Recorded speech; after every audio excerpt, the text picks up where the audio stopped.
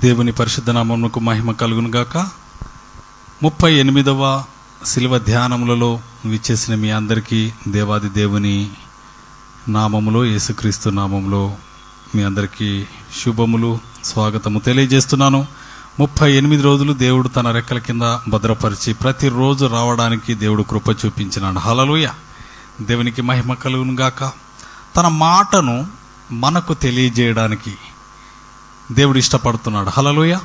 ఆది కాండము 3వ అధ్యాయంలో చూసినట్లయితే దేవుడు ప్రతి దినము కూడా సాయంకాల పూట మానవుని కలుసుకోవడానికి, ఆయనతో ముచ్చటించడానికి, ఆయనతో సంభాషించడానికి ఎక్కడి నుండి వచ్చేవాడు? పరము నుండి వచ్చేవాడు. హల్లెలూయా. దేవునికి చాలా ఇష్టం ఏంటిది? మానవునితో మాట్లాడడం. హల్లెలూయా, దేవునికి స్తోత్రం కలుగును గాక. మంచిది. ఈ యొక్క సమయంలో మనం ఈ దినము దేవాది దేవుడు తన మాటను మనందరికీ తెలియజేస్తున్నాడు. శక్తి కలిగిన మాట. మనము చూస్తున్నవి, మనము చూడనివి అనేకమైనటువంటి అన్నింటి కూడా దేవుడు ఒక మాట ద్వారా తెలియజేసినాడు. అంటే నోటి మాట పలకడం వల్ల. హల్లెలూయా. ఇది కలుగును గాక, వెలుగు కలుగును గాక, చెట్లు కలుగును గాక, సముద్రము కలుగును గాక, ఇలా కలుగును గాక అని చెప్పేసి 6 దినములు కూడా దేవుడు సమస్తాన్ని చేసినాడు. చేసి 6వ దినమున మానవుని సృష్టించినాడు. దేవునికి స్తోత్రం. మానవుని తన అరచేతులలో చెక్కుకున్నాడు. నోటితో పలకలేదు.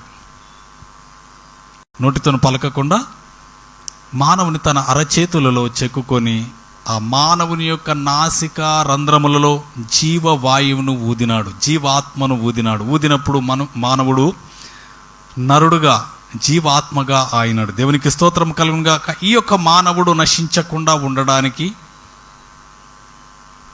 దేవాది దేవుడు తన జ్ఞానమును మానవునికి అనుగ్రహించినాడు. హల్లెలూయా. ఎవరి జ్ఞానమును? దేవుని జ్ఞానాన్ని మానవునికి అనుగ్రహించినాడు.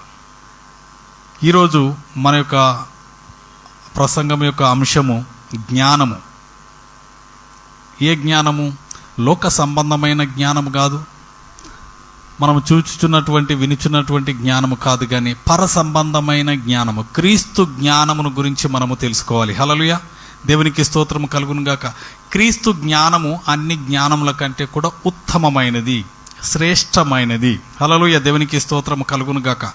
ఓకే, ఎప్పుడు కానీ మనము దేవుని ఏదైనా అడిగినప్పుడు శ్రేష్టమైనవి అడగాలి, ఉత్తమమైనవి అడగాలి, గొప్పవి అడగాలి. హల్లెలూయా, దేవునికి స్తోత్రం కలుగును గాక. శ్రేష్టమైనవి, పర సంబంధమైనవి అడిగినప్పుడు దేవుడు ఎంతో సంతోషిస్తాడు. అలాగే వేటి విషయంలో ఎక్కువగా సంతోషిస్తాడంటే ఆత్మ సంబంధమైన వరములను మనం అడిగినప్పుడు దేవుడు ఎంతో ఇష్టపడతాడు, ఆయన ఇస్తాడు. హల్లెలూయా, దేవునికి స్తోత్రం కలుగును గాక. అందుకనే ప్రభువు తన వాక్యంలో చాలాసార్లు తెలియజేస్తాడు, నా జనులు జ్ఞానము లేకుండా నశించిపోతున్నారు. ఒకసారి చూడండి, హోషేయ గ్రంథము 4వ అధ్యాయము. హోషేయ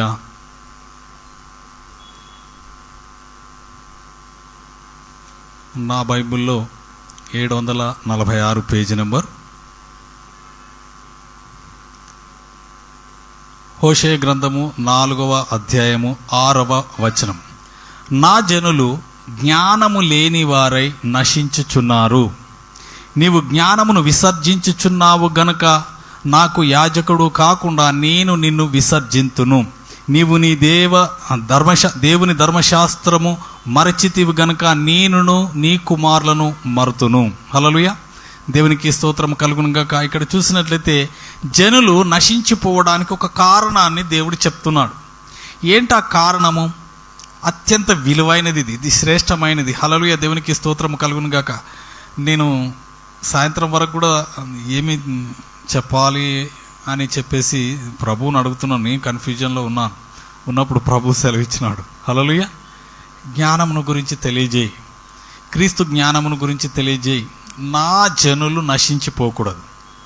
నా జనులు ఎవరు కూడా నశించిపోకూడదు. అలాగే రేపటి గురించి కూడా ఇప్పుడు నేను ప్రార్థన చేస్తూ ఉంటే రేపటి గురించి చెప్పినాడు. అతి శ్రేష్టమైనది ప్రేమ. నా ప్రేమను గురించి రేపు చెప్పు, ఈరోజు జ్ఞానమును గురించి చెప్పు అని చెప్పేసి తెలియజేస్తున్నాడు. దేవునికి మహిమ కలుగును గాక. ఇక్కడ జనులు నశించిపోవడానికి మొట్టమొదటి కారణం ఏంటంటే జ్ఞానము లేకనే.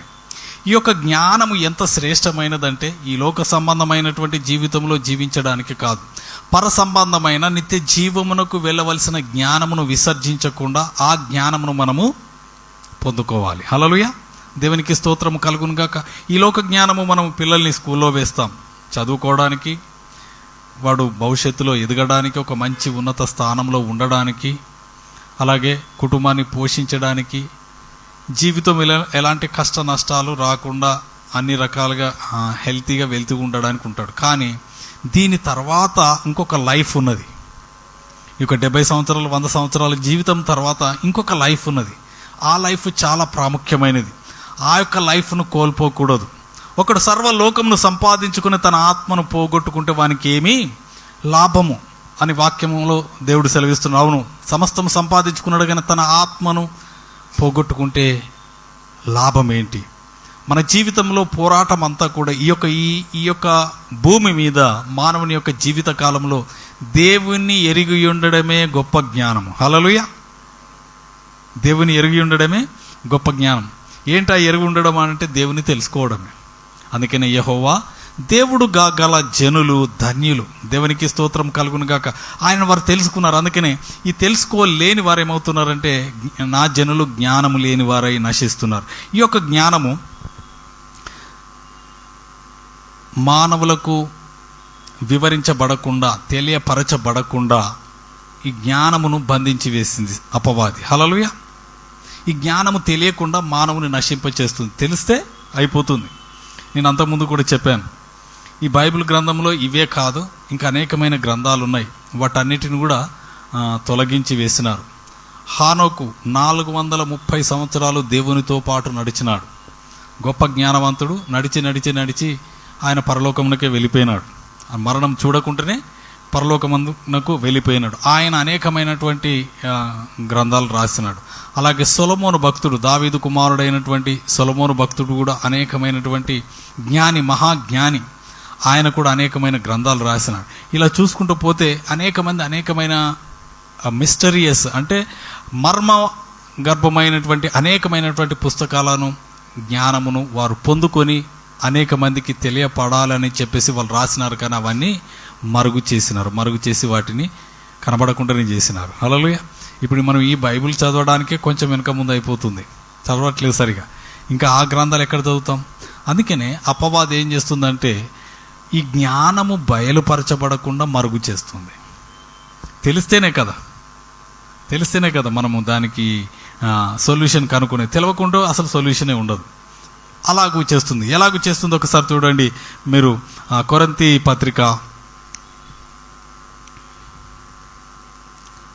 పత్రికలో మనము చక్కగా చూడవచ్చు.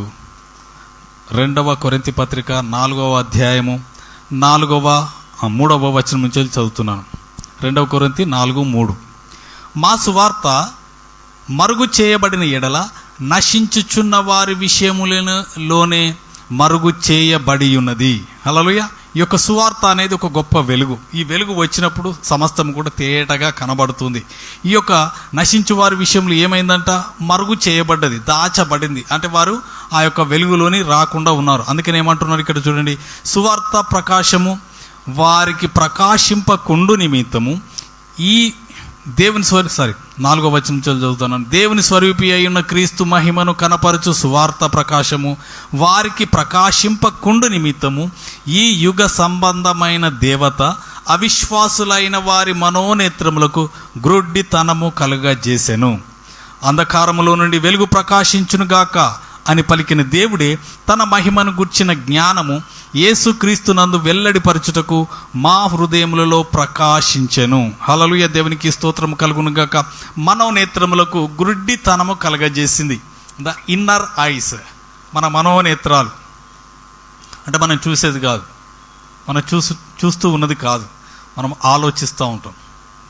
ఆలోచించేదానికి ఒక రూపము, ఒక ఆలోచన, ఒక ఇమాజినేషన్, ఒక ఊహ, ఇవన్నీ కూడా ఉంటాయి. అవి మన ఇన్నర్ ఐస్. 5 రకాల సెన్సెస్ ఉంటాయి మనకు.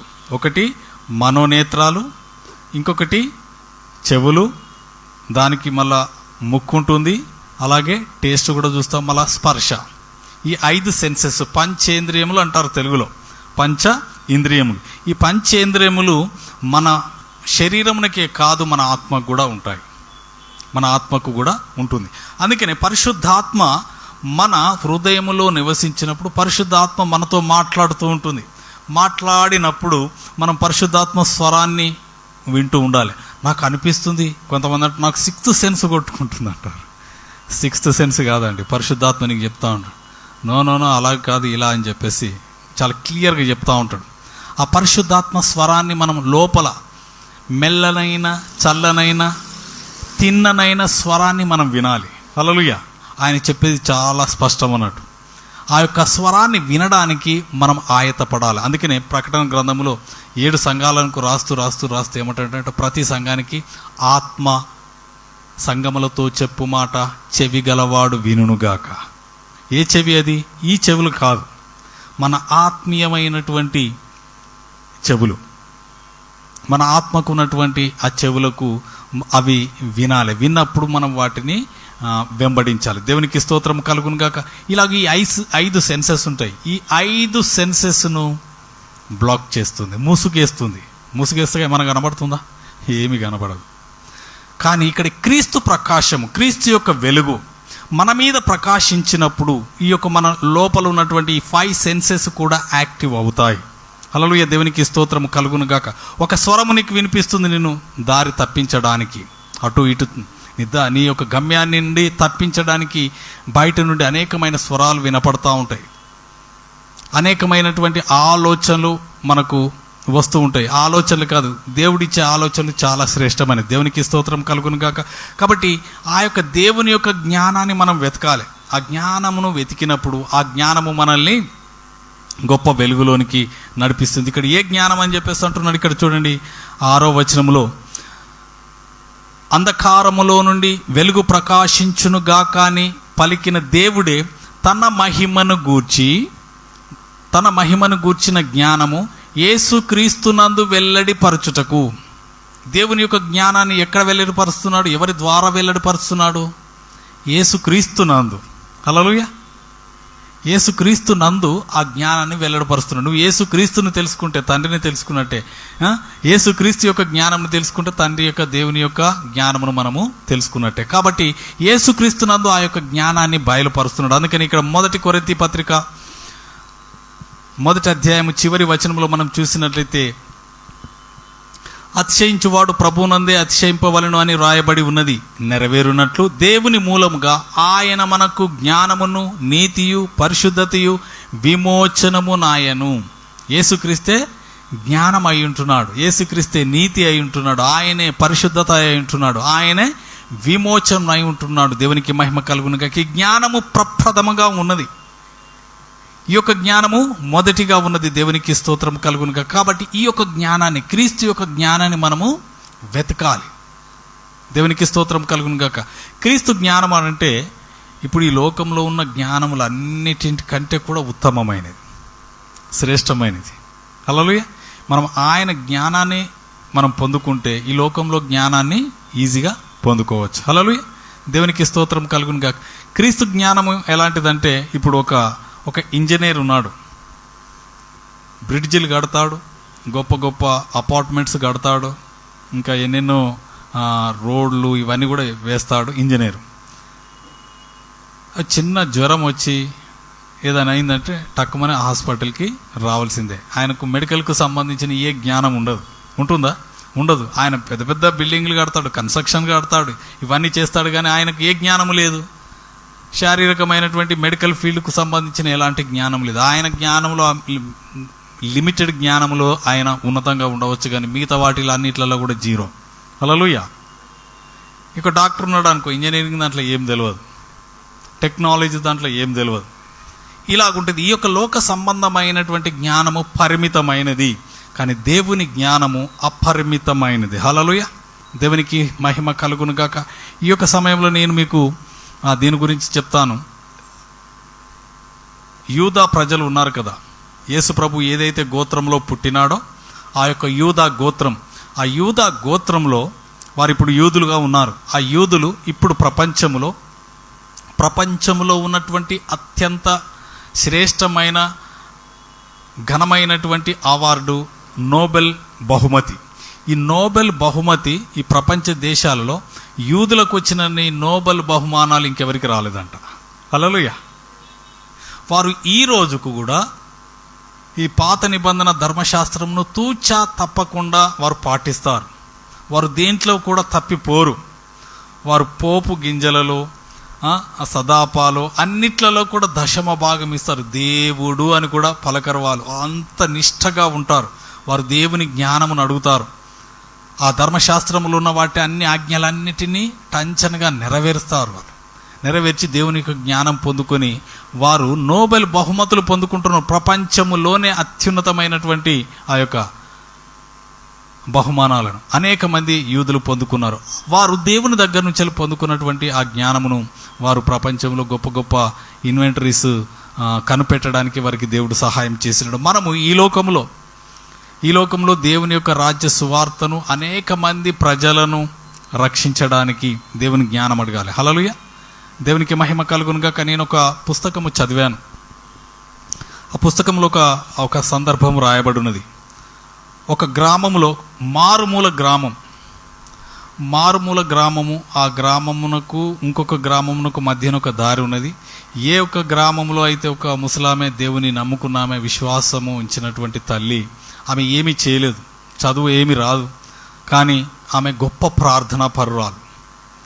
ప్రార్థన చేస్తుంది. ఆమె ప్రతిరోజు ప్రార్థన చేస్తుందంట.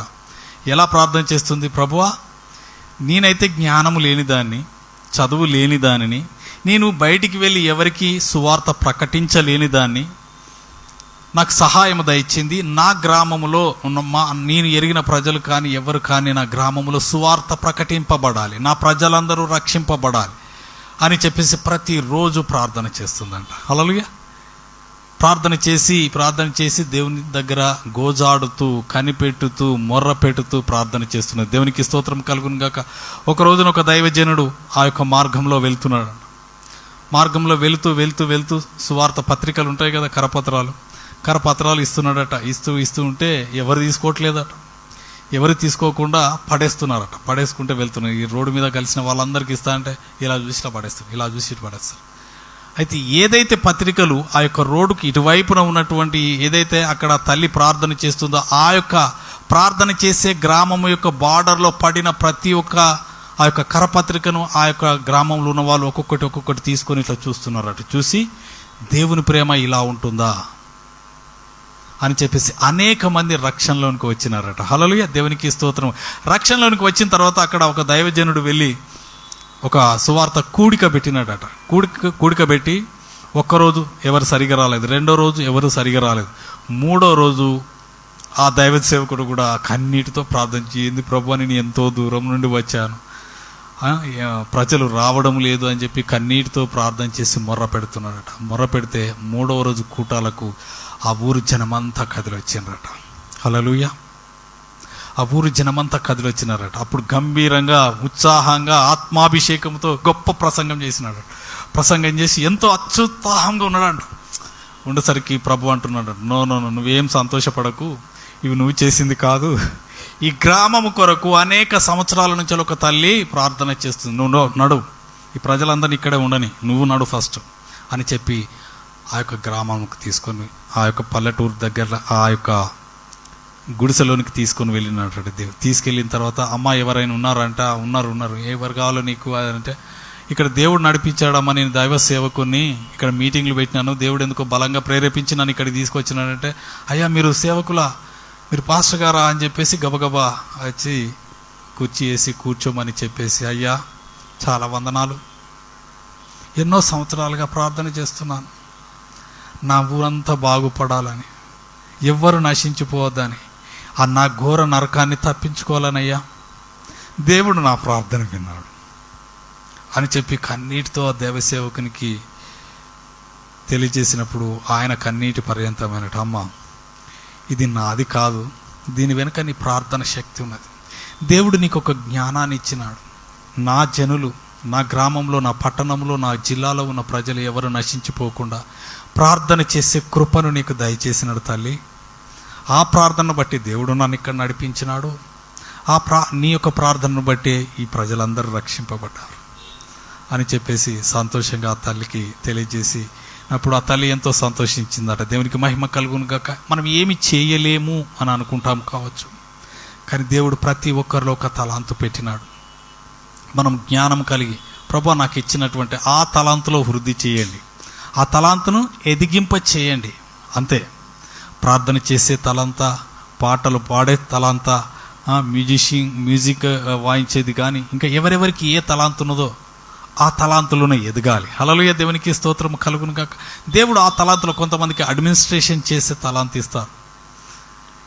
ఏ ఒక్క పనిని దేవుడు అప్పగిస్తాడో ఆ పనిలో మనము జ్ఞానము కలిగి మనము హెచ్చింపబడ్డప్పుడు అనేక మందికి దీవెనకరంగా ఉంటాడు. దేవునికి మహిమ కలుగును గాక. అయితే మన జ్ఞానాన్ని ముసుగు వేసి ఉంచాలని అపవాది ఎప్పుడు చూస్తూ ఉంటుండు. కాబట్టి ఏమాత్రం అవకాశం ఇవ్వకూడదు. హల్లెలూయా, దేవునికి స్తోత్రం కలుగును. ఈ జ్ఞానము తెలవపరచబడకుండా ముసుగు వేయబడి అంధకారమయమైపోయి ఉన్నది. ఈ జ్ఞానాన్ని వెలికి తీయాలి. హల్లెలూయా, దేవునికి స్తోత్రం కలుగును గాక. ఎవరో చెప్తే విన్నాను 2 మాటలు. ఐ కెన్ అంటే నేను చేస్తాను అనే మాట, దాని పక్కనే ఐ కాంట్ నేను చెయ్యలేను. అబ్బో ఇదా అని చెప్పేసి అనుకుంటాము. చెయ్యలేను అనేది ఎంతగా కృంగదీస్తుంది ఒక వ్యక్తిని. నేను చెయ్యగలను అనే మాట ఎంతగా బలపరుస్తుంది. హల్లెలూయా, దేవునికి మహిమ కలుగును గాక. అందుకనే బైబిల్ గ్రంథంలో చాలా చక్కగా రాయబడి ఉన్నది, మన బలహీనత యందు దేవుని యొక్క బలము పరిపూర్ణం చేస్తాడు. నేనెప్పుడు బలహీనుడను అప్పుడే బలవంతుడు. నేనేమి చెయ్యలేను అని మనం ఏమనుకోవద్దు. హల్లెలూయా, దేవునికి స్తోత్రము కలుగును గాక. మనం సమస్తము చెయ్యగలము. హల్లెలూయా, దేవునికి స్తోత్రం కలుగును. నాకు ఇది రాదు, నాకు అది రాదు అని చెప్పేసాను. నన్ను ప్రయత్నం చేయాలి. హల్లెలూయా, నువ్వు ప్రయత్నం చేసినప్పుడు సాధించలేనిదంటూ ఏది లేదు. దేవునికి మహిమ కలుగును గాక. ఆ జ్ఞానమును అడగాలి. దేవుని అడిగినప్పుడు దేవుడు ఇస్తాడు. అందుకనే యాకోబు పత్రిక 1వ అధ్యాయము 5వ వచనంలో ఉంటుంది, మీలో ఎవరికైనా జ్ఞానము కొదువైన ఎడల నన్ను అడుగుడి, నేను ఎవరిని గద్దింపక. ఆ గద్దింపక అనే మాట నాకు ఇష్టమైంది. దేవుడు గద్దిస్తాడా మనం అడిగితే? నువ్వు అడిగితే గద్దించడు. గద్దించకుండా ఎలా ఇస్తాడట? ఆయన ఎవరిని గద్దింపక ధారాళంగా ఇస్తాడంట. ధారాళంగా ఇస్తాడు. హల్లెలూయా. నేను అందుకని పిల్లలు నా దగ్గరకు వచ్చినప్పుడు ప్రార్థన చేస్తాను వారి మీద చేతులుంచి. వారికి ఏం కావాలి? జ్ఞానము, తెలివి, వివేచన, అర్థం చేసుకున్న అండర్స్టాండింగ్ కావాలి. హల్లెలూయా. అది లేకపోతే, ఈ 4 లేకపోతే వారు ఏం చదువుతున్నారో, ఏం రాస్తున్నారో, టీచర్ ఏం చెప్తుందో కూడా అర్థం కాదు. హల్లెలూయా, దేవునికి మహిమ కలుగును గాక. బాలుడైనది యేసుక్రీస్తు దేనిలో ఎదిగినాడు? ఒకసారి చూడండి, లూకా సువార్త 2వ అధ్యాయం 52వ వచనం. లూకా సువార్త 2:52. యేసు జ్ఞానమందును వయస్సునందును దేవుని దయయందును మనుష్యుల దయయందును వర్ధిల్లుచుండెను. హల్లెలూయా, దేవునికి స్తోత్రం కలుగును గాక. దేని యందు వర్ధిల్లుతున్నాడు యేసు? జ్ఞానమందు, వయస్సు. వయసు పెరిగినా కొలది జ్ఞానము కూడా పెరుగుతున్నది. 12 సంవత్సరాలలో యేసు ప్రభు ఆ యొక్క సమాజ మందిరంలో యెరూషలేము దేవాలయంలో ఉన్న యాజకులతో, శాస్త్రులతో, పరిసయ్యులతో కూర్చొని ఏం చేస్తున్నాడు? ఆయన వారితో వాదించుచున్నాడు, వాక్యముని ఎత్తిపెట్టి అడుగుచున్నాడు, ప్రశ్నలు అడుగుచున్నాడు. హల్లెలూయా, దేవునికి స్తోత్రం కలుగును గాక. ఇక్కడ చూడండి 40వ వచనంలో కూడా ఇక్కడ చూడండి, బాలుడు జ్ఞానముతో నిండుకొనుచు. దేంతో నిండుకున్నాడు? జ్ఞానముతో నిండుకొనుచు ఎదిగి బలము పొందుచుండెను, దేవుని దయ ఆయన మీద నుండెను. దేవునికి స్తోత్రము కలుగును గాక. జ్ఞానముతో నింపబడుతున్నాడు యేసు ప్రభు. ఈ లోకంలో వచ్చిన తర్వాత కూడా జ్ఞానం అవసరమైంది. ఈ లోక జ్ఞానము, పరలోక జ్ఞానాన్ని ఎక్సర్సైజ్ చేస్తున్నాడు. దేవునికి స్తోత్రం కలుగును గాక. యేసు ప్రభుని ఎప్పుడు మీరు జ్ఞాపకం చేసుకోండి, ఆయన సంపూర్ణమైన మానవుడు. మనలాగనే మానవుని ఆకారము ధరించినాడు.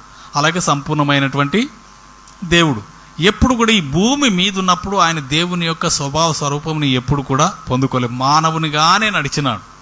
మనలాగానే అన్ని ఫీలింగ్స్ ఉన్నాయి, అన్ని ఎమోషన్స్, అన్ని టెంప్టేషన్స్ ఉన్నాయి ఆయనకు. కానీ వాటన్నిటిని మనం కొన్నిసార్లు తప్పిపోతున్నాం, కొన్నిసార్లు చాలాసార్లు తప్పిపోతున్నాం. ఆయన అన్నిటినీ అధిగమించినాడు, అన్నిటినీ గెలిచినాడు. హల్లెలూయా, గెలిచి ఆయన ఒక మాదిరిని చూపించినాడు. హల్లెలూయా, దేవునికి స్తోత్రం కలుగును గాక. నేను ఒక మాట అబ్జర్వ్ చేసినాను. సిలువ కార్యక్రమంలో ఇక్కడ 39 కొరడా దెబ్బలు కొడతారు కదా. ఎవరన్నా మన ముందు నిలబడ్డవారు ఎవరన్నా ఏదన్నా తప్పు చేసినప్పుడు గూబ మించలి గట్టిగా కొడితే ఏమంటారు? అమ్మా అబ్బా అంటారు కదా, అంటారా? ఆ రియాక్షన్ ఆటోమేటిక్గా మనకు తెలియకుండానే వస్తుంది. కానీ యేసు ప్రభు అమ్మ అనడానికి అవకాశమే లేదు. హల్లెలూయా. ఆయన అనలేదు, ఏ సహాయం కోరలేదు, భరించినాడు. హల్లెలూయా. అందుకే నేను చెప్తాను కదా, సిలువ కార్యక్రమంలో యేసు ప్రభు ఎంతో శక్తి అవసరమై ఉన్నది. ఎస్పెషల్లీ ఎమోషనల్ శక్తి, స్పిరిచువల్ శక్తి అవసరమైనది, శారీరకమైన శక్తి అవసరం ఉన్నది. శరీరంలో పడే ప్రతి గాయాన్ని, దెబ్బను తట్టుకోవడానికి, అలాగే శరీరంలో కలిగే బాధను ఎక్స్ప్రెస్ చేయకుండా తట్టుకోగలిగిన శక్తి, ఇవన్నీ ఉంటాయి. మనం ఒక మాట అంటేనే మన శక్తి ఆగేది, ఆగకుండా ఏం చేస్తుంది? 1 అంటే 1 2 3 4 అనేస్తాం. అలా కాదు, అనడానికి శక్తి అవసరం లేదు, భరించడానికి శక్తి కావాలి. హల్లెలూయా. దేవునికి స్తోత్రం కలుగును గాక.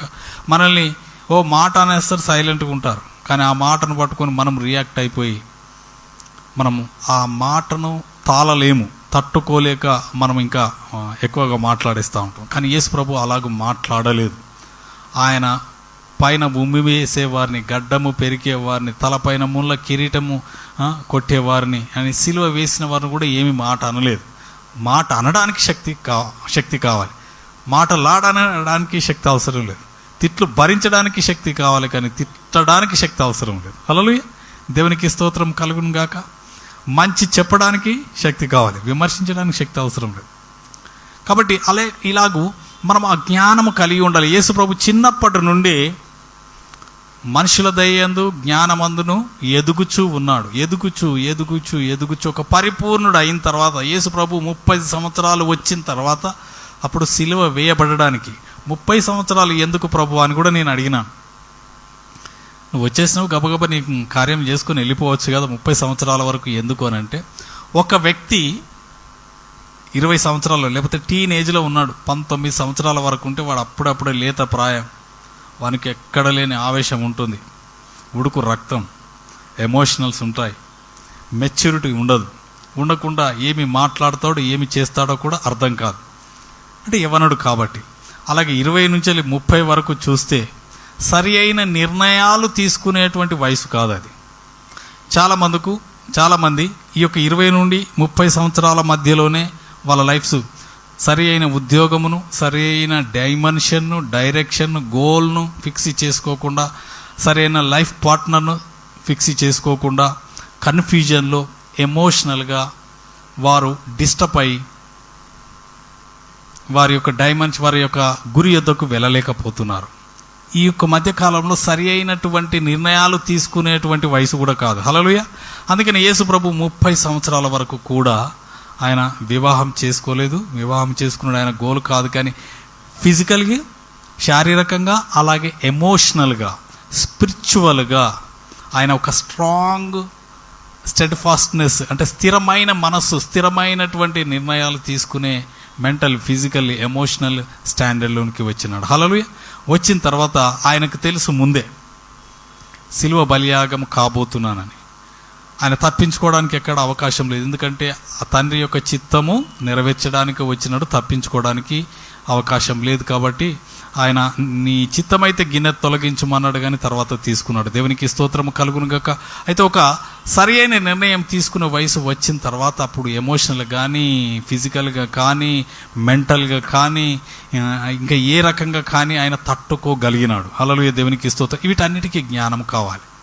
హల్లెలూయా. మీకు ఒక్క మాటలో చెప్తాను, ఎవరైనా ఏదైనా నిర్ణయం తీసుకున్నప్పుడు, లేకపోతే ఒక మంచి కార్యం చేసేటప్పుడు ఒక వృద్ధులను అడుగుతారా, ఒక ఎక్స్పీరియన్స్ కలిగినటువంటి అనుభవజ్ఞులను అడుగుతారా, లేకపోతే యవనస్తులను అడుగుతారా? యవనస్తులను అడుగురు, ఎందుకంటే వానికి లోకమే తెలియదు. ఇప్పుడే లోకంలోనికి వస్తున్నాడు. 10వ తరగతి అయిపోయిన తర్వాత ఇంటర్మీడియట్ రాగానే వాడు నేను అయిపోయాను, ఇక చాలా పెద్దోడిని అయిపోయినా. పెద్దోడేం కాదు, 20-30 సంవత్సరాల వరకు పెద్దోళ్ళు ఏం కాదు. హల్లెలూయా. వృద్ధాప్యంలో వచ్చిన వానికి అన్నీ అనుభవించిన తర్వాత, ఆ అనుభవాలతో వచ్చినటువంటి ఎక్స్పీరియన్స్, ఏదైనా మాట చెప్తున్నాడు అంటే ఏమవుతుంది? అనుభవం ఇచ్చినాడు. ఆ జీవిత అనుభవాల సాక్ష్యములను ఆధారం చేసుకొని సరైనది ఏంటిదని చెప్పి వారు నిర్ణయం చేస్తారు, సలహాలను ఇస్తారు. హల్లెలూయా, దేవునికి మహిమ కలుగును గాక. అది సలహాదారులు అందరికీ అవసరమే. ఇప్పుడు గవర్నమెంట్లకే అవసరమైంది.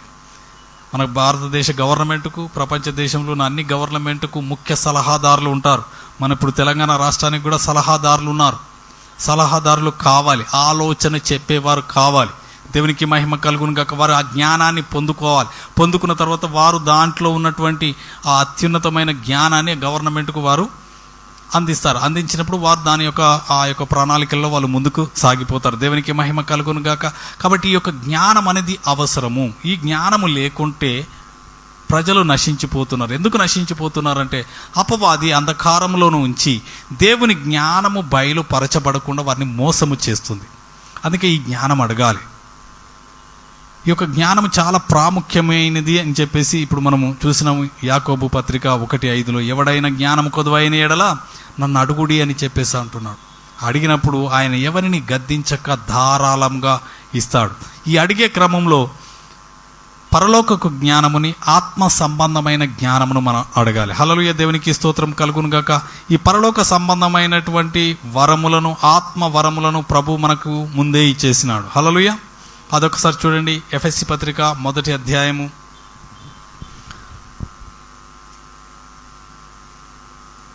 3వ వచనం. 1:3 ఎఫెసీ పత్రిక 1:3 మన ప్రభు అయిన యేసుక్రీస్తు యొక్క తండ్రి యగు దేవుడు స్తుతింపబడును గాక.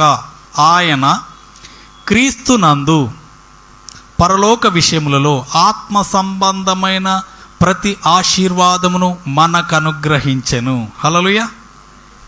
క్రీస్తునందు, దేవుని యందు, యేసు ప్రభువు నందు ఏం చేసినాడు? యేసు క్రీస్తునందు పరలోక విషయముల్లో ఆత్మ సంబంధమైన ప్రతి అంటే ప్రతి విధమైనటువంటి ఆశీర్వాదము, ఆత్మ సంబంధమైన ప్రతి ఆశీర్వాదమును మనకి ఇచ్చినాడు. హల్లెలూయా. దాన్ని మనం పొందుకోవాలంతే. హల్లెలూయా. అది ఆల్రెడీ విడుదల చేయబడింది. దానిని పొందుకోవడము మన బాధ్యత, మన పని. దేవునికి స్తోత్రం. దాన్ని పొందుకొని నువ్వు గొప్పగా దీవింపబడాలి. అందుకనే ఈ యొక్క జ్ఞానము నీవు తెలుసుకోకుండా అపవాది అడ్డగిస్తుంది. హల్లెలూయా. ఇప్పుడు చూసినాం కదా, ముసుగు వేస్తుంది. ముసుగు వేయడమే కాదు, ఇక్కడ క్రీస్తు యొక్క జ్ఞానము బయలుపరచబడకుండా అనేక మందిని ఈ యొక్క జ్ఞానం అనే తాళపు చెవిని ఎత్తుకొని పోయినారట. ఎవరు? శాస్త్రులు. లూకాసు వార్త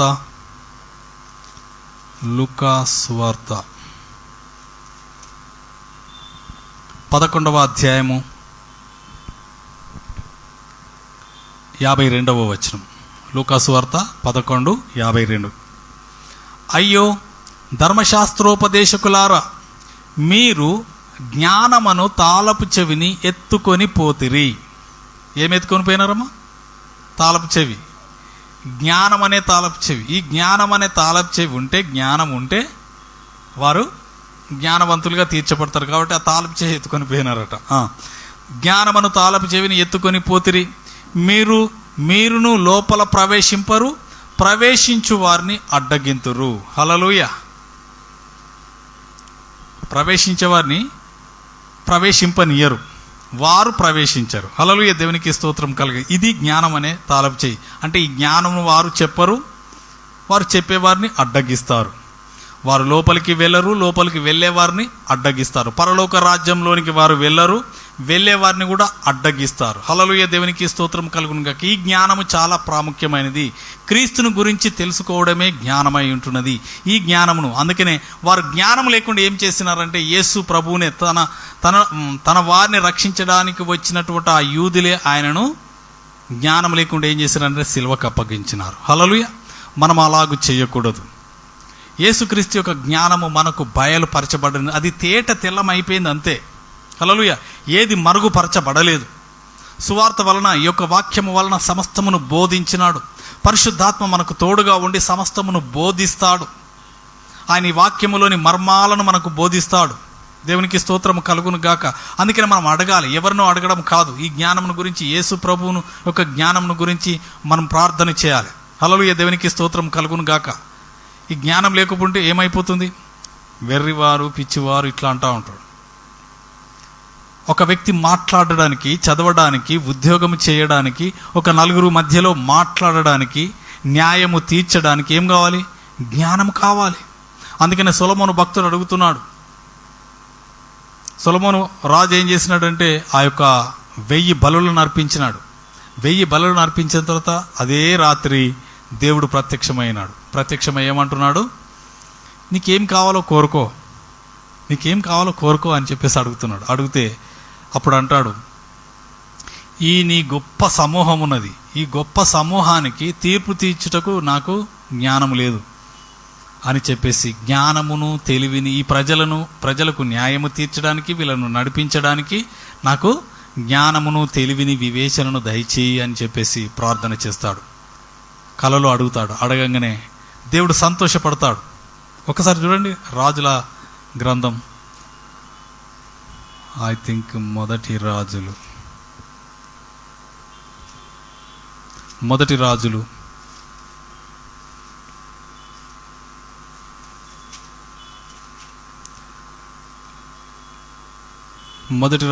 3వ అధ్యాయము 4-5 వచనాలు చదువుతున్నాను చూడండి. గిబియోను ముఖ్యమైన ఉన్నత స్థలమై ఉండెను గనక బలులను అర్పించుటకై రాజు అక్కడికి పోయి ఆ బలిపీఠం మీద 1000 దహన బలులను అర్పించెను. గిబియోన్లో యెహోవా రాత్రి వేళ స్వప్నమందు సొలొమోనునకు ప్రత్యక్షమై, నేను నీకు దేనినిచ్చుట నీకిష్టమో దాని నడుగుమని దేవుడు అతనితో సెలవీయగా. ఏమంటున్నాడు? ఈ బలులను అర్పించిన తర్వాత, 1000 బలులను అర్పించిన తర్వాత దేవుడు ఎవరికి వచ్చేసినాడు? ఎక్కడ వచ్చినాడు? కలలో వచ్చినాడు. కలలో ఎప్పుడన్నా దేవుడు వచ్చినట్టు కొట్టిపారేయకండి మీరు. హల్లెలూయా. దేవుడు వచ్చేదైనా వరాలను ఇచ్చిందంటే మీరు కొట్టిపడేయకండి. బైబిల్ గ్రంథంలో మ్యాక్సిమం 95% కళలు, దర్శనాల ద్వారానే దేవుడు మాట్లాడేది. మీకు ఎప్పుడన్నా దర్శనాలలో, కళల్లో మాట్లాడితే దాన్ని రాసి పెట్టుకోండి. ఇది దేవుని మాట, ఇది తప్పకుండా నెరవేరుతుంది అని చెప్పేసి మీరు రాసి పెట్టుకోండి, కొట్టిపడేయకండి. హల్లెలూయా. దేవునికి మహిమ కలుగు. ఇక్కడ సొలొమోనుకు ప్రత్యక్షమైనాడు. నేను నీకు దేనినిచ్చుట నీకు ఇష్టమో, నీకు ఏం కావాలని నీకు ఇష్టమవుతుందో దాన్ని అడుగు అంటున్నాడు. అడిగినప్పుడు ఏమంటున్నాడు? ఇక్కడ చూడండి 7వ వచనం. నా దేవా యెహోవా, నీవు నా తండ్రి అయిన దావీదునకు బదులుగా నీ దాసుడునకు నన్ను రాజుగా నియమించి ఉన్నావు. అయితే నేను బాలుడను, కార్యములు జరుపుటకు నాకు బుద్ధి చాలదు. ఏం చాలదంట? బుద్ధి చాలదు. ఇంతమంది జనాన్ని నడిపించడానికి నాకు బుద్ధి చాలదు, బుద్ధి లేదు. కాబట్టి ఏమని అడుగుతున్నాడు? ఇక్కడ చూడండి 9వ వచనం. ఇంత గొప్పదైన నీ జనమునకు న్యాయము తీర్చగలవాడు ఎవడు? కాబట్టి నేను మంచి చెడ్డలు వివేచించి నీ జనులకు న్యాయము తీర్చున్నట్లు నీ దాసుడైన నాకు వివేకము గల హృదయము దయచేయము. ఏమడుగుతున్నాడు? వివేకము గల హృదయము నాకు దయచేయము. న్యాయము తీర్చడానికి, వీరందరిని నడిపించడానికి, మంచి చెడ్డలను విచారించడానికి నాకు బుద్ధి దయచేయు, నాకు జ్ఞానమును దయచేయు అని చెప్పేసి అడుగుతున్నాడు. అప్పుడు అడిగితే దేవుడు ఏమంటున్నాడు? ఇక్కడ చూడండి. సొలొమోను చేసిన ఈ మనవి ప్రభువునకు అనుకూలమాయను గనుక దేవుడు అతనికి ఈలాగు సెలవిచ్చినాడు. మళ్ళీ దేవుడు ఏమంటున్నాడు? మళ్ళీ సమాధానం ఇస్తున్నాడు. ఈయన ఇవన్నీ నీ ప్రజలకు వివేకము, న్యాయము ఇవన్నీ తీర్చడానికి నాకు జ్ఞానము, వివేకం కావాలని అన్నప్పుడు మళ్ళీ ప్రభు ఏమంటున్నాడు అంటే ఇక్కడ చూడండి. దీర్ఘాయువునైనను, మనుషులు అందరూ అది అడుగుతారు, 100 సంవత్సరాలు బ్రతకాల ప్రభా. మొన్న ఒకళ్ళు అంటాను, ఒక డాక్టర్, పెద్ద డాక్టర్, రిటైర్ అయిపోయాడు. రిటైర్ అయ్యి ప్రైవేట్లో ప్రాక్టీస్ చేస్తాడు. అయ్యా ప్రార్థన చేయండి, మోషేలాగా నాకు 120 సంవత్సరాల వయసు వచ్చేంత వరకు నేను బ్రతికుండాలంట. తప్పకుండా సార్ అన్న, తప్పకుండా. ఇప్పటి వరకు నువ్వేం చేసినావు? దేవుని కోసం ఏం చేయలేదు. 120 సంవత్సరాలు కావాలట. ఇప్పుడే మరి ఏమైనా చేస్తారా అంటే దేవుని కొరకు ఏమైనా చేస్తారా? ఆ దేవుని కొరకే నేను బ్రతుకుతాను. దేవుని కొరకు బ్రతుకుతావు సరే, కానీ ఏమి చేస్తావు? ఏమి చేస్తావు అనేది ప్రాముఖ్యం.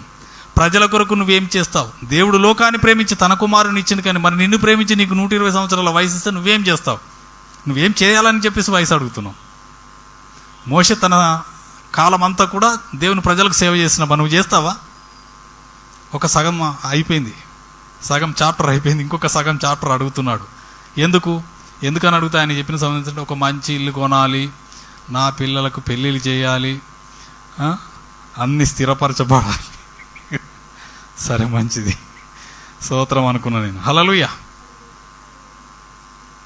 ఇక్కడ దీర్ఘాయువును అనేక మంది అడుగుతారని ప్రభు అంటున్నాడు. ఇక్కడ నీవు దీర్ఘాయువునైనను ఐశ్వర్యమునైనను అడగలేదు. ఇవే రెండు అడుగుతారు, వయసు అడుగుతారు, అలాగే ఐశ్వర్యమును అడుగుతారు. ఇక్కడ సొలొమోనుకు దేవుడు అదే చెప్తున్నాడు. నువ్వు దీర్ఘాయువు అడగలేదు, నన్ను ఐశ్వర్యమును అడగలేదు. ఏమడిగినాడు? నీ శత్రువుల ప్రాణమునైనను అడగక. నా శత్రువులు ఉన్నారు ప్రభా, నా రాజ్యం చుట్టూ, నీ ప్రజల చుట్టూ, వీళ్ళందరూ నాశనం అయితే నేమైతే చల్లగుంటాం అని చెప్పి నువ్వు శత్రువుల ప్రాణాలను కూడా అడగలేదు అని చెప్పేసి ఏమంటున్నాడు? న్యాయములను గ్రహించుటకు వివేకము అనుగ్రహించుమని నీవు అడిగితివి. న్యాయము తీర్చడానికి వివేకం అడిగినావు. అప్పుడేమంటున్నాడు? వివేకం అనుగ్రహించమని నీవు అడుగుతీవి. నీవు ఇలాగూ అడిగినందున నీ మనవి ఆలకించుచున్నాను. ఇది అందరు చదవాల దయచేసి. 12వ వచనం, 1 రాజులు 3:12. నీవు ఇలాగున అడిగినందున నీ మనవి ఆలకించుచున్నాను. బుద్ధి వివేకము గల హృదయము నీకిచ్చుచున్నాను. పూర్వీకులలో నీ వంటి వాడు ఒక్కడును లేడు, ఇక మీదట నీ వంటి వాడొక్కడును ఉండడు.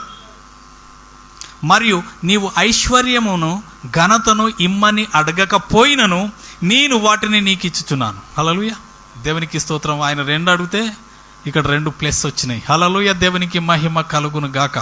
అడగని వాటిని కూడా దేవుడు ఇచ్చినాడు. ఇలాగ వివేకముతో అడగాలి, జ్ఞానముతో అడగాలి. అందుకని నా జనులు జ్ఞానము లేకుండా నశించిపోతున్నారు. నశించిపోకుండా ఉండడం కోసం జ్ఞానం అడగాలి. సొలొమోను ఎంతో చక్కగా అడిగినాడు. దేవుడే సంతోషపడి నువ్వు ఘనతను కానీ ఐశ్వర్యమును కానీ అడగలేదు కాబట్టి నువ్వు వాటిని అడగకుండా నేను వాటిని ఇచ్చేస్తున్నాను. హల్లెలూయా, దేవునికి మహిమ కలుగును గాక. ఇలాగూ మనం శ్రేష్టమైనవి అడగాలి. యేసు ప్రభు సిలువలో మరణించి మనకు ద్వారములను తెరిచినాడు. హల్లెలూయా, ఓపెన్ డోర్స్ ఉన్నాయి మనకు.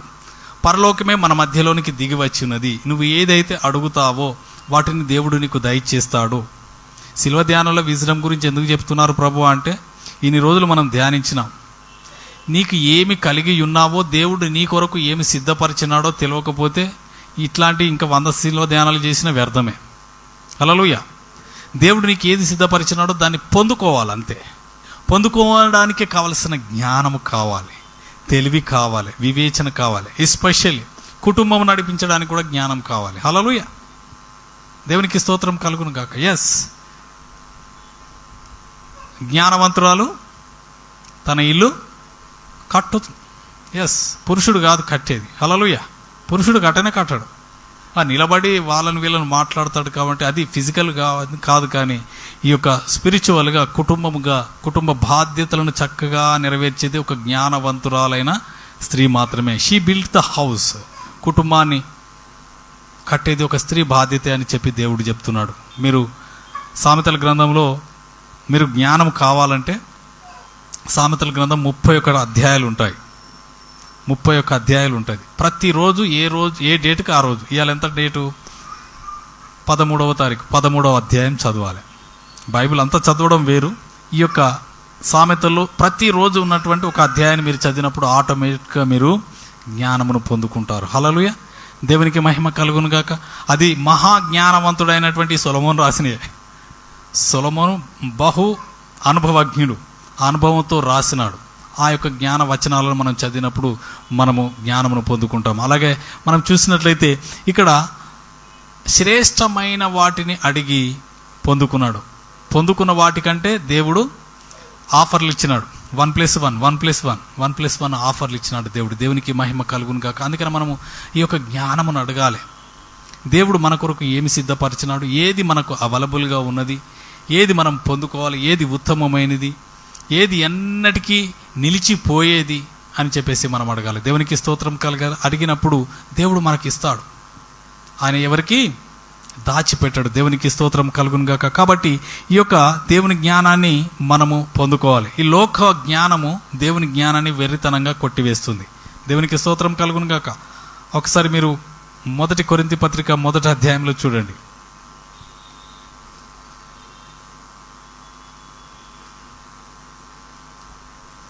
1వ అధ్యాయము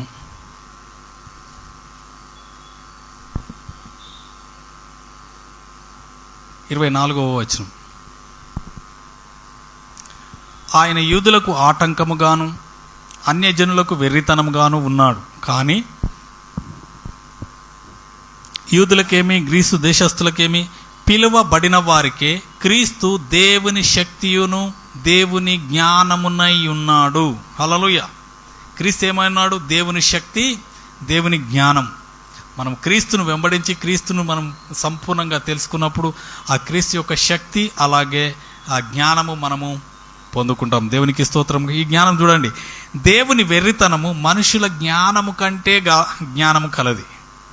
దేవుని వెర్రితనం మనుషుల జ్ఞానం కంటే జ్ఞానం కలది. దేవుని బలహీనత మనుషుల బలము కంటే బలమైనది. హల్లెలూయా. దేవునికి స్తోత్రం కలుగును గాక. ఇక్కడ దేవుడు ఎవరిని పిలిచినాడో చూడండి. సహోదరులారా, మిమ్మును పిలిచిన పిలుపును చూడుడి. మీలో లోక రీతిని జ్ఞానులైనను గనులైనను గొప్ప వంశము వారైనను అనేకులు పిలువబడలేదు గాని ఏ శరీరియు దేవుని ఎదుట అతిశయింపకుండునట్లు జ్ఞానులను సిగ్గుపరచుటకు లోకములో నుండి వెర్రి వారిని దేవుడు ఏర్పరచుకొని ఉన్నాడు. దేవుడు లోకంలో వెర్రి వారిని ఏర్పరచుకున్నాడు. బలవంతులైన వారిని సిగ్గుపరచుటకు లోకములో బలహీనులైన వారిని దేవుడు ఏర్పరచుకొని ఉన్నాడు. ఎన్నికైన వారిని వ్యర్థము చేయుటకు లోకములో నీచులైన వారిని, తృణీకరింపబడిన వారిని, ఎన్నిక లేని వారిని దేవుడు ఏర్పరచుకొని ఉన్నాడు. అయితే ఆయన మూలంగా మీరు క్రీస్తు యేసు నందున్నారు. అప్పుడే అంటున్నాడు, ఆయన మనకు జ్ఞానమును, క్రీస్తే మన జ్ఞానము, మన నీతి, మన పరిశుద్ధత, మన విమోచనము నాయను. హల్లెలూయా. దేవునికి స్తోత్రం. కాదు, బలవంతులను ఏర్పరచుకోలేదు, జ్ఞానవంతులను ఏర్పరచుకోలేదు. ఎవరిని ఏర్పరచుకున్నాడట? జ్ఞానులను సిగ్గుపరచడానికి లోకంలో ఉన్న వెర్రి వారిని ఏర్పరచుకున్నాడు. అందుకనే క్రైస్తవ్యంలో బీదలు పేదలు ఎక్కువ కనబడుతూ ఉంటారు. ఎందుకంటే దేవుడు వారిని ఏర్పరచుకున్నాడు. హల్లెలూయా. దేవునికి మహిమ కలుగును గాక. ధనవంతును దగ్గరికి వెళ్ళి దేవుని గురించి చెప్తే మనల్ని పిచ్చోడు అంటారు. హల్లెలూయా అంటారా లేదా? రిజెక్ట్ చేస్తారు. ఎందుకు?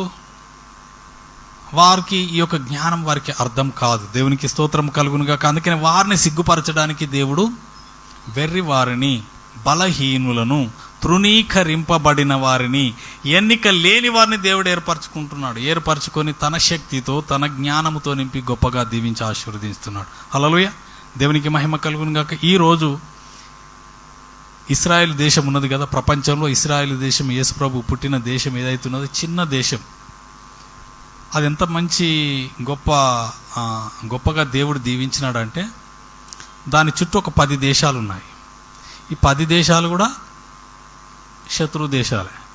ఈ 10 దేశాలు ఇప్పుడు కాదు, యేసు ప్రభు చనిపోయినప్పటి నుండి ఈ రోజు కూడా యుద్ధాలు చేస్తూనే ఉన్నారు. 10 దేశాలు చుట్టూరు ఉన్న వాళ్ళందరూ యుద్ధాలు చేస్తున్నారు. కానీ ఒక్కసారి కూడా వాళ్ళ మీద గెలవలే. ఒక్కసారి కూడా ఇశ్రాయేలు మీద గెలవలేదు. ఎందుకు? దేవుడు వారికి తోడుగా ఉన్నాడు. దేవుడు వారికి వాగ్దానం చేసినాడు.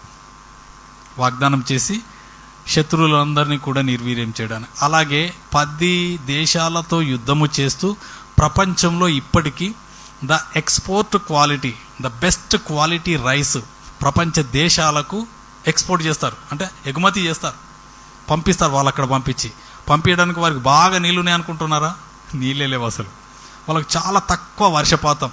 వర్షం పడితే ఆ వర్షాన్ని ఎక్కడిదక్కడ ప్రిజర్వ్ చేస్తారు, దాచిపెడతారు. వర్షం దాచిపెట్టి ట్యాంకర్లలో పెట్టి మనం ఏదైనా పంట వేయాలంటే ఏం పంట వేస్తున్నావు అని చెప్పి మొత్తం వాళ్ళు డీటెయిల్స్ తీసుకుని దానికి కావాల్సినవి అన్నీ వారే సప్లై చేస్తారు. ఎన్ని నీళ్లు కావాలి, ఎంత ఎరువులు కావాలి, ఏ భూమి ఉన్నది, ఆ భూమికి ఏమి పండుతాయి అన్నీ వాళ్ళే ఇచ్చి అత్యున్నతమైనటువంటి పంటలను పండించడానికి వారు హెల్ప్ చేస్తారు. చేసి ఎక్స్పోర్ట్ క్వాలిటీ చేస్తారు. హల్లెలూయా.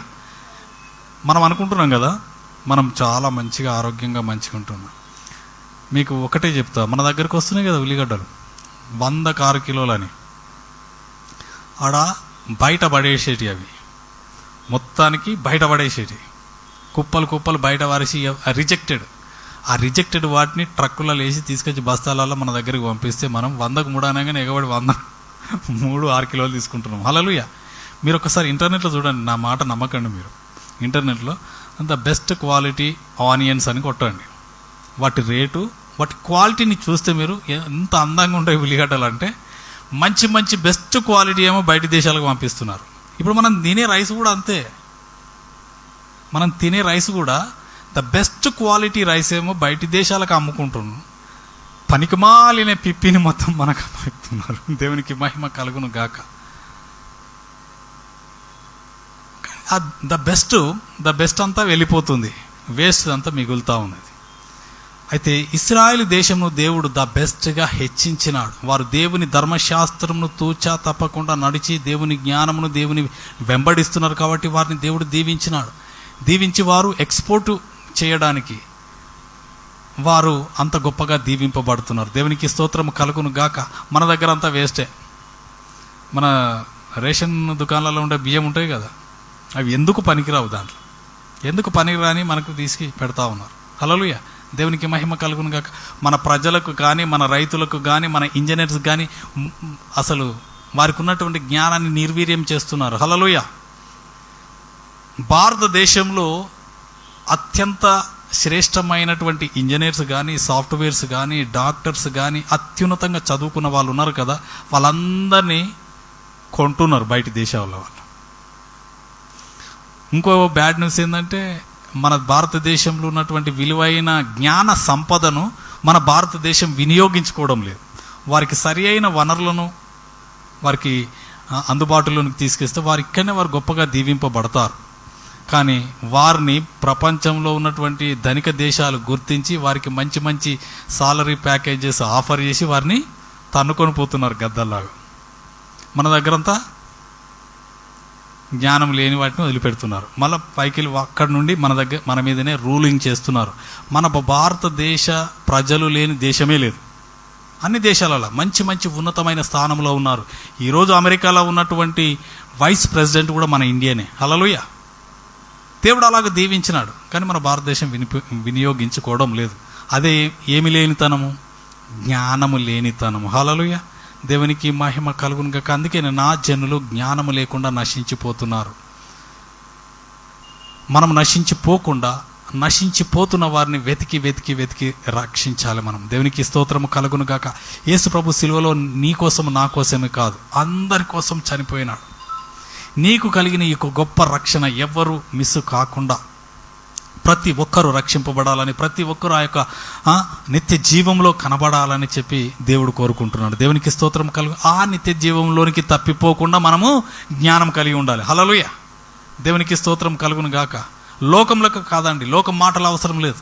లోకం అంటుంది, ముసలిని అడగండి మీరు, హాయిగా చచ్చిపోతే ఎటుపోతానా తీ అని అంటాడు. వాడు చస్తే ఎక్కడికి పోతాడో వానికే తెలియదు. వాని మాటలు కాదు నువ్వు నమ్మాల్సింది. దేవుని వాక్యము ఏమి చెప్తున్నది? ప్రపంచమంతా విశ్వసిస్తున్నారు, మనం విశ్వసిస్తున్నామా లేదా?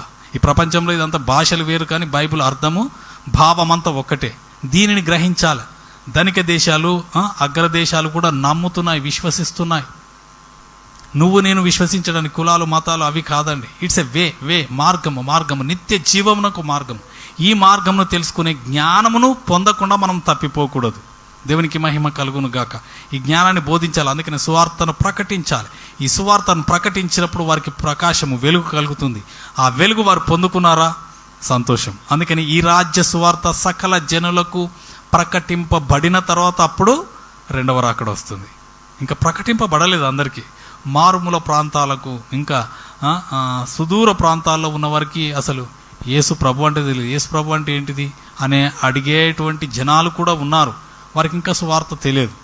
కాబట్టి మనకున్నటువంటి అవకాశాలను సద్వినియోగం చేసుకుని ఎంతమందికి అయితే అంతమందికి మీ వాట్సాప్ గ్రూప్ కానీ, ఫేస్బుక్ కానీ, ఇంకా ఏ రకంగా టెక్స్ట్ కానీ, SMS కానీ, ఏదైనా రకంగా ఈమెయిల్స్ కానీ ద్వారా మీరు సువార్తను ప్రకటించండి. వారు విన్నా వినకున్నా, ఎవరు చూస్తున్నారో చూస్తలేరు అనేది మీ పని కాదు. మీరు పంపాలి. వాక్యంను ప్రకటించాలి. ప్రకటించినప్పుడు ఎవరో ఒకరు దేవుని రక్షణలోకి వస్తారు. హల్లెలూయా, దేవునికి స్తోత్రం కలుగును గాక. రక్షణలోకి వచ్చినప్పుడు మన రివార్డు ఇక్కడ కాదు, కానీ దేవుని దగ్గర మనకు గొప్ప రివార్డు ఉంటుంది. అందుకని ఈ జ్ఞానము పొందకుండా మనము తప్పిపోకూడదు. క్రీస్తు మనకు జ్ఞానంగా ఉన్నాడు. ఈ జ్ఞానము ఎందుకు అది అంటే, జ్ఞానం రక్షించడానికేనా? కాదు. ఒకసారి చూడండి, చివరిగా ఈ మాట చదివి మనం ముగించుకుందాం. కొలస్సీ పత్రిక 2:3. కొలస్సీ పత్రిక 2:3. బుద్ధి జ్ఞానముల సర్వ సంపదలు ఆయన యందే గుప్తములై ఉన్నవి. హల్లెలూయా, దేవునికి స్తోత్రములు. బుద్ధి జ్ఞానముల సర్వ సంపదలు ఆయన యందే గుప్తములని. బుద్ధికి ఒక సంపద ఉన్నది, జ్ఞానముకు ఒక సంపద ఉన్నది.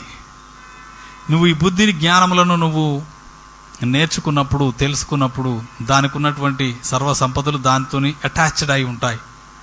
అటాచ్డ్ అయి ఉన్నప్పుడు అవి నీ వశమవుతావు. దేనికి స్తోత్రం కలుగును గాక.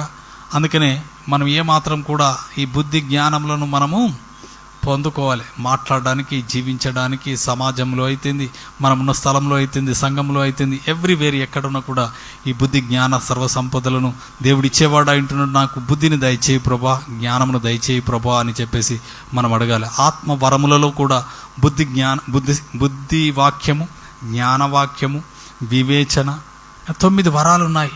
హల్లెలూయా. దాంట్లో మొట్టమొదటిది బుద్ధివాక్యమే, రెండవది జ్ఞానవాక్యం, మూడవది వివేచన. ఇలాగ 9 ఆత్మవరాలలో మొట్టమొదటిగా బుద్ధివాక్యము, జ్ఞానవాక్యం ఉండడం శ్రేష్టమైనది. ఎందుకు? అది చాలా ప్రాముఖ్యమైనది కాబట్టి దాన్ని ముందుగా పెట్టినాడు. దేవునికి స్తోత్రం కలుగును గాక. ప్రజలు నశించిపోవడానికి కారణం ఏంటంటే నా జనులు జ్ఞానము లేకుండా నశించిపోతున్నారని.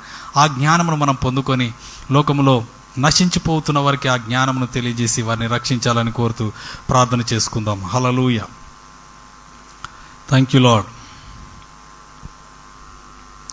హల్లెలూయా, hallelujah, hallelujah. Thank you Lord. నీకు వందనాలు, స్తోత్రాలు చెల్లించుకుంటున్నాం. ఈ యొక్క తండ్రి నాయన సాయంకాల సమయంలో 38వ దినమున తండ్రి నాయన ప్రభా, క్రీస్తే మా జ్ఞానమై ఉంటున్నాడని, జ్ఞానము లేకుండా ప్రజలు నశించిపోతున్నారని, ఎవరికైనా జ్ఞానము కొదువైన ఎడల మిమ్మల్ని అడుగుమన్నావని, ఎవరిని గద్దింపక ధారాళంగా ఇస్తానని సెలవిచ్చిన మీ కృపను బట్టి వందనాలు, స్తోత్రాలు చెల్లించుకుంటున్నాం.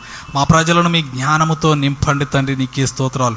బుద్ధి వాక్యము చేత, జ్ఞాన వాక్యము చేత నింపండి తండ్రి, నీకే స్తోత్రాలు చెల్లించుకుంటున్నాం. ఈ లోకంలో నశించిపోతున్న వారిని, బలవంతులను, జ్ఞానవంతులను నాయన ప్రభా నాయన రక్షించుటకు తండ్రి నాయన ప్రభా బలహీనులను లేవనెత్తుతానని సెలవిచ్చిన గొప్ప దేవానికి వందనాలు చెల్లించుకుంటున్నాం.